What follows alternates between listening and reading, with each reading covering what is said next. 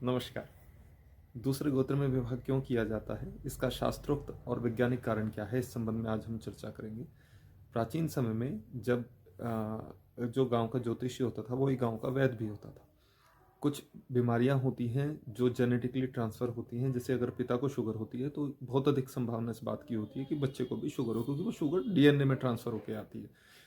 कोई भी बीमारी जो होती है वो डीएनए में ट्रांसफ़र होकर एक पीढ़ी से दूसरी पीढ़ी की ओर चलती है, जिसे वंशानुगत रोग भी कहा जाता है। प्राचीन समय में जो एक कबीले के लड़के की शादी उसी कबीले के लड़के से कर दी जाती थी, या उसी कबीले के लड़के की शादी उसी कबीले के लड़के से कर दी जाती थी। तो जो जेनेटिकली ट्रांसफ़र होती है जो डिसीज़, उसका रेट काफ़ी अधिक था।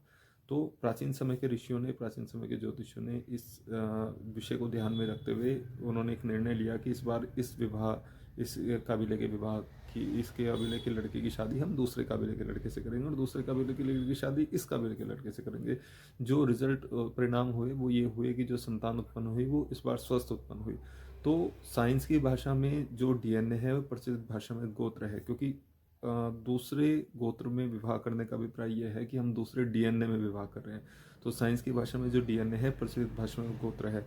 तो विवाह का जो मेन उद्देश्य होता है वो आपकी वंशावली को अभिवृद्धित करना होता है, वंशावली डीएनए चयन को अपग्रेड करना होता है, विस्तारित करना होता है। तो आपकी जो अपकमिंग संतान हो वो स्वस्थ उत्पन्न हो, इसी क्रम को ध्यान में रख के, इसी विचार को ध्यान में रख के दूसरे गोत्र में विवाह किया जाता है।